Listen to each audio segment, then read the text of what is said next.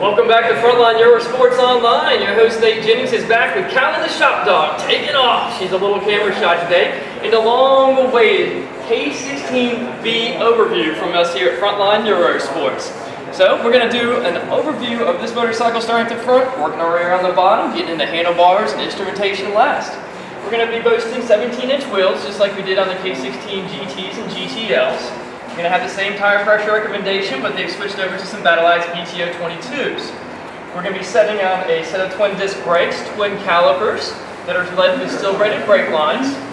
And our front suspension is the dual lever front suspension, giving us that remote shock, separating brakes and suspension, reducing brake dive 80%. We slide up a little bit into our beautiful LED turn signals located on the front trim panels here. We have a xenon adaptive headlight system that does go around corners for us like we had on the K16 GTL and GTs. We do still keep a lot of the characteristics of the old motorcycle. We have our ability to force wind into ourselves because that amazing wind tunnel technology that BMW is introducing to all their motorcycles to keep you in a calm pocket of air. We have our big, beautiful inline six-cylinder that's still boasting 160 horsepower and 128 foot-pounds of torque. One of my favorite features is the built-in floorboards. Underneath the floorboards, you're going to find engine protection already mounted on the motorcycle with a collapsible floorboard with a feeler gauge on it because we can lean this beast over. We're going to have our LED auxiliary lights located at the bottom. We'll show you functionality of that when we get to the top. But note the changes to the aesthetics of the motorcycle, the badging, some of the trim panels, our painted surfaces on the mirrors, our new convex portion of the mirror for higher levels of visibility. As you come back in this water-cooled power plant, our fuel injection is going to be hidden upside, and our sport semi-slipper clutch is hidden right here on the back on this one-piece engine transmission. Serviceability is a breeze with this machine. Fill and oil check. With a spin-on filter on the left side we can check out later, and obviously our drains on the bottom. You see our water pump back here behind our brake pedal. We have this beautiful brake pedal going to a master cylinder that is hidden behind our heel guards here. The larger surface area pegs that are featured on the K16 GTL, as well as for the pillion as well. We're going to have a new exhaust system. That's the love or hate relationship down here. It blends with the motorcycle and the lines so beautifully. They are a little bit larger though, so some people are having to learn how to pallet that. There's going to be some aftermarket options from Akrapovic, I'm sure, and other manufacturers. But right now, the factory look is amazing in my personal opinion. We have our blacked out wheels going with our blacked out engine if you didn't notice that as well. So a new color code for the engine. We have our pannier system that is now going to have our heated pillion seat adjustment on the pannier that is permanently fixed to the motorcycle. Low, off, and high. Lock cylinder here pushes our lever up. We can open up our side pannier, and that's going to give us accessibility to things. I put our Monroney label in there. Our keyless ride system, I've got my key fob and owner's manual sitting there for us right now. But most importantly is our audio system. We now have a pocket inside that's going to give us our audio in, our USB, put our phone in there, let her charge while we're rocking down the road, or listen to whatever music we desire if we're not utilizing FM or satellite radio options. The new design is giving us a more rollback on the back of this motorcycle with a larger surface area, longer pillion seat.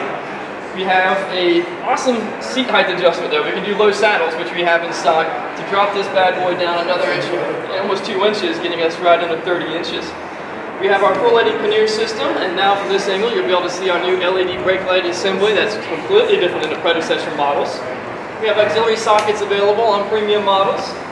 Correlating pegs, and our shaft drive system. We retain the paralever shaft drive system, which is giving us our torsion bar and our hinging element at the rear, giving us an awesome consistency and dynamics of the motorcycle.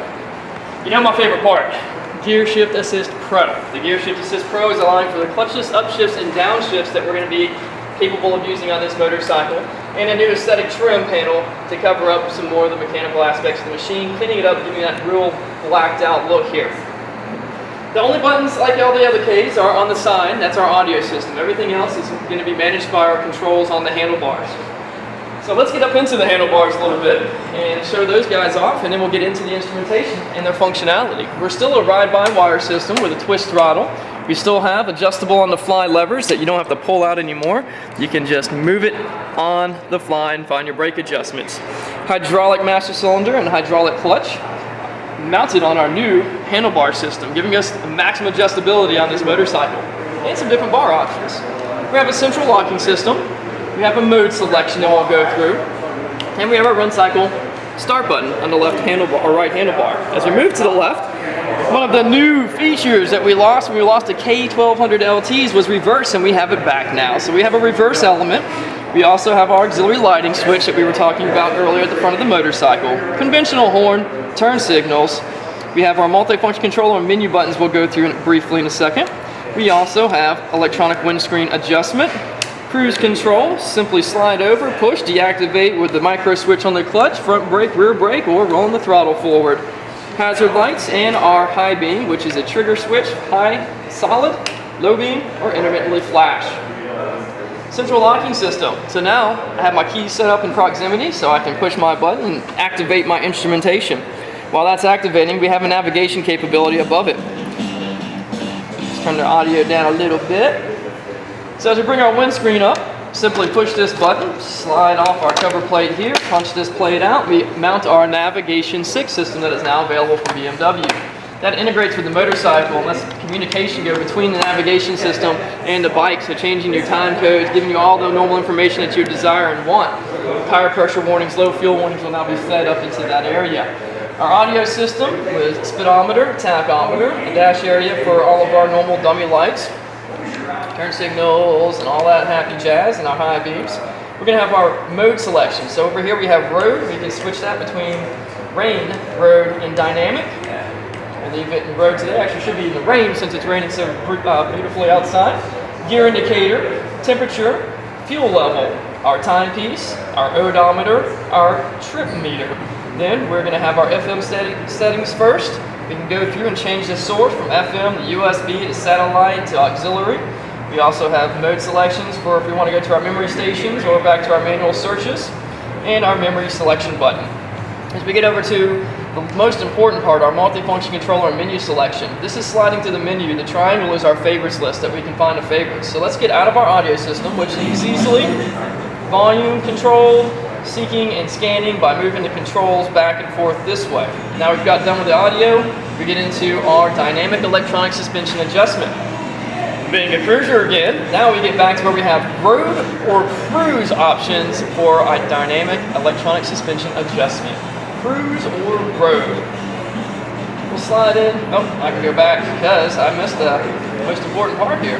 We can slide up and jump up into single with gear, and to uprighting. So then we're going to slide over to our board computer. It's going to display what we have and what we choose to put on the right side of our screen. Starting at the very top, we got average fuel consumption, instantaneous fuel consumption, range on fuel tank, average speed, ambient air temperature, tire pressure monitoring system, chronometers, travel time, setting just our date up on the side, electric voltage, our oil level, or turning it display completely off. Let's get back up to our tire pressure monitoring system and finish our little motorcycle over here. So next we'll get into our trip meters, pretty self-explanatory. 5-position adjustable heated grips with a visual indicator on the right side that it is on. 5-position adjustable pilot seat with a visual indicator, and the pillion seat gets one as well. So you can remind your sibling, hey, the reason your butt's cooking, you got your heated seat on.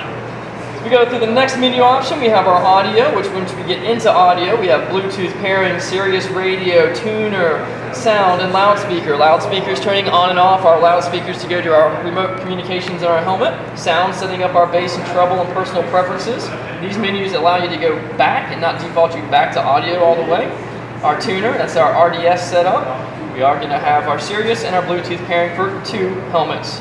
Next, we're going to hit the menu button.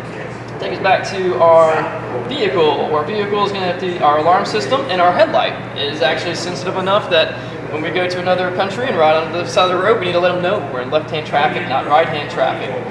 Time set, date set, and DTC, dynamic traction control. That's going to allow us to turn the traction control off and be the wild hog that we want to be.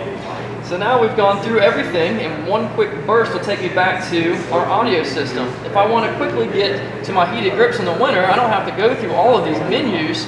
I can hit the triangle, hold it, it'll come up on my right hand side, so when I go from audio to triangle favorites, it takes me right to my heated element that I desire at that time. We also can turn this off. The windscreen will come down automatically, locking in our navigation system. Notice I turned the handlebars. Why did I turn the handlebars? I don't have a key to turn and lock my steering column lock. I don't need one. I can now just hold the button and it'll central lock me. And now you have your central locking system. One quick burst will unlock it. Come on, baby. Not supposed to be fidgety. Might be the proximity of the key. Let me just keep that up.